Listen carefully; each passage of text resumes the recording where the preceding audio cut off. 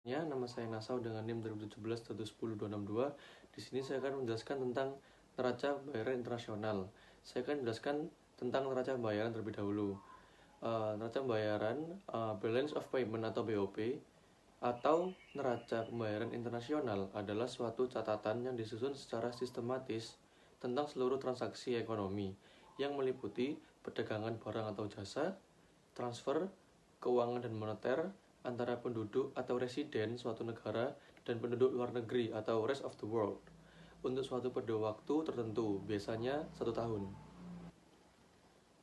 Lalu neraca pembayaran itu ada 3 kategori pembayaran. Yang pertama ada current account atau neraca berjalan, yang kedua ada capital account atau neraca modal, yang ketiga ada financial account atau neraca keuangan.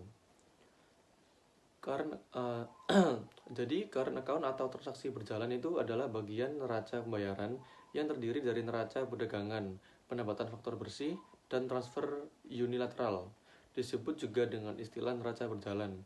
Dalam akuntansi, neraca berjalan adalah lawan dari komponen transaksi modal dan keuangan. Lalu neraca modal mencatat atau neraca modal atau capital account. Neraca modal itu mencatat transaksi penerimaan atau pembayaran sehubungan dengan peminjaman dan penanaman modal atau ekspor dan impor modal yang terjadi di antara dua negara atau lebih baik untuk investasi jangka pendek atau jangka panjang. Neraca keuangan itu adalah bagian dari sebuah laporan keuangan yang mencatat informasi mengenai aset, kewajiban, pembayaran pada pihak-pihak yang terkait dalam operasional perusahaan dan modal pada waktu tertentu. Sekian dari saya, selanjutnya akan dijelaskan rekan saya. Terima kasih. Sebenarnya nama saya Alvin Mahendra Wardana dengan NIM 2017-210-317. Di sini saya akan menjelaskan apa itu transaksi kredit dan transaksi debit. Nah, transaksi kredit itu adalah transaksi yang mengakibatkan timbul dan bertambahnya hak bagi penduduk negara yang mempunyai neraca pembayaran internasional tersebut untuk menerima pembayaran dari negara lain. Selanjutnya ada transaksi debit, yaitu transaksi yang mengakibatkan timbul dan bertambahnya kewajiban bagi suatu penduduk negara yang mempunyai neraca pembayaran tersebut untuk mengadakan pembayaran kepada penduduk di negara lainnya. Selanjutnya masuk kepada yang kedua, yaitu berdasarkan konvensinya yang biasanya digunakan dalam sistem double entry bookkeeping, catatan yang tercatat dalam balance of payment yang terdiri dari, yang pertama itu seperti tadi, ada credit entries atau transaksi kredit. Yang pertama diantaranya export on and good services atau ekspor barang yang dan jasa, ekspor barang dan jasa, seperti itu. Yang kedua adalah income receivable atau penerimaan dari hasil investasi. Yang ketiga adalah offset to real or financial resources atau received atau transfer. Yang keempat ada increases in liabilities atau kenaikan kewajiban.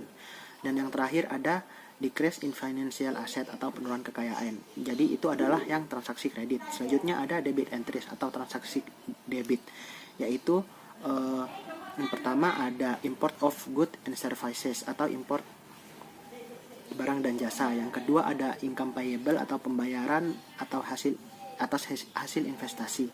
Yang ketiga ada offset of the real financial resource provider atau transfer. Yang keempat ada decrease in liabilities, penurunan kewajiban.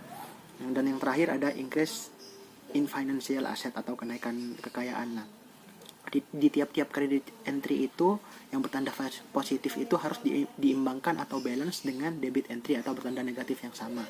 Kedua entries tersebut itu harus dikombinasikan untuk menghasilkan laporan-laporan atau penggunaan modal nasional yang diperoleh dari daya beli dan bagaimana cara kita menggunakannya. Jadi total kreditnya dan debitnya dari neraca pembayaran suatu negara akan sama dengan agregatnya, seperti itu.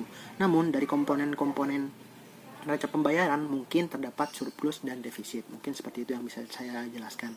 Selanjutnya akan dijelaskan oleh rekan saya. Terima kasih. Terima kasih atas kesempatannya. Perkenalkan, nama saya Sana Saendanur, 2018-210-007. Pada kesempatan kali ini saya akan menjelaskan mengenai transaksi berdasarkan sifatnya, di mana itu terbagi menjadi dua. Yang pertama itu ada transaksi otonom dan yang kedua ada transaksi kompensasi. Di mana transaksi otonom ini tuh sebuah transaksi atas yang timbul atas inisiatif pihak tertentu dan bukan karena akibat adanya transaksi lain yang tercatat di current account. Contohnya itu kayak ekspor impor barang atau modal jangka panjang untuk mencari keuntungan. Dan yang kedua ada transaksi kompensasi, yaitu transaksi itu timbul sebagai akibat atau kompensasi dari adanya transaksi lain, dimana transaksi ini tuh juga disebut transaksi pelengkap. Jadi contohnya tuh kayak pemasukan modal jangka pendek dan ekspor impor emas. Kemudian saya akan menjelaskan mengenai kegunaan BOP. Jadi kegunaan BOP itu tuh untuk mengetahui posisi keuangan internasional suatu negara, kemudian sebagai salah satu indikator penimbang IMF untuk memberikan bantuan keuangan. Kemudian ada juga untuk mengetahui mitra utama suatu negara dalam berhubungan ekonomi internasional, kemudian untuk mengetahui struktur dan komposisi transaksi suatu negara dalam ekonomi internasional, dan untuk membukukan seluruh transaksi ekonomi internasional yang dilakukan antar penduduk dalam negeri ataupun penduduk luar negeri. Sekian dari saya, terima kasih. Selanjutnya akan dijelaskan oleh rekan saya. Terima kasih atas kesempatannya. Nama saya Tarisa Zakia Ivana, NIM 2018-210327. Di sini saya akan melanjutkan presentasi dari rekan saya mengenai struktur dan posisi BOP. Yang pertama ada current account atau transaksi berjalan. Current account atau transaksi berjalan ini adalah transaksi internasional yang terdiri dari balance of trade atau BOP, lalu service account dan unilateral account yang dihasilkan dalam satu periode tertentu. Current account ini yang mencatat transaksi impor dan ekspor barang dan jasa. Pada current account, transaksi ekspor dicatat sebagai kredit karena menghasilkan devisa bagi negara. Sedangkan transaksi impor dicatat sebagai debit karena mengeluarkan devisa bagi negara. Yang kedua, saya akan menjelaskan tentang balance of trade atau neraca perdagangan. Dalam neraca perdagangan, balance of trade ini dicatat seluruh transaksi ekspor dan impor yang berupa barang dan jasa dengan ketentuan seperti yang pertama, ekspor barang dicatat sebagai transaksi kredit atau positif. Yang kedua, impor barang dicatat sebagai transaksi debit atau negatif. Lalu selanjutnya saya akan menjelaskan tentang service account atau neraca jasa. Neraca jasa di Indonesia hingga saat ini selalu tercatat dalam posisi negatif atau debit karena transaksi impor lebih besar daripada transaksi ekspor, khususnya untuk pembayaran bunga, biaya transportasi, biaya asuransi, dan remittance. Satu-satunya transaksi jasa yang positif adalah jasa dari turis karena lebih banyak turis asing yang datang ke Indonesia daripada turis Indonesia yang ke luar negeri. Selanjutnya yang keempat, saya akan menjelaskan tentang unilateral account atau neraca transaksi sepihak. Merupakan transaksi sepihak yang umumnya terdiri dari bantuan sosial atau grant yang diterima atau diberikan dari atau ke luar negeri tanpa kewajiban untuk membayar kembali. Unilateral account sering disebut juga sebagai transfer unilateral.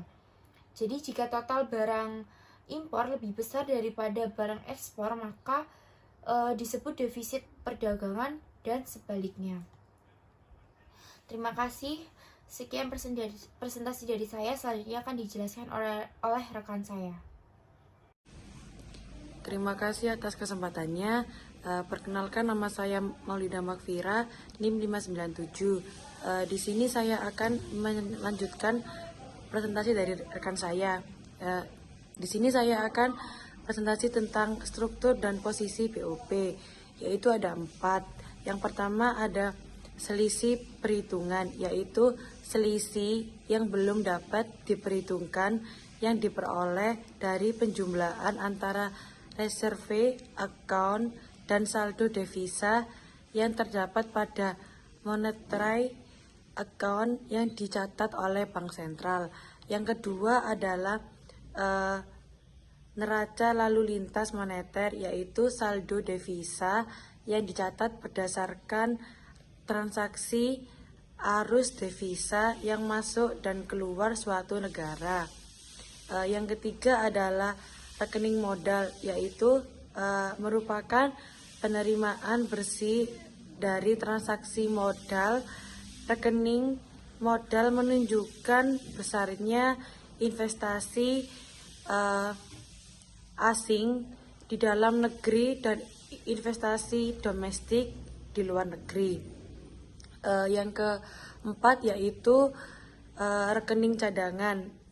Rekening yang mencatat seluruh transaksi pembelian atau menjualkan yang melibatkan aset-aset cadangan resmi di negeri. Terima kasih presentasinya. Waalaikumsalam warahmatullahi wabarakatuh.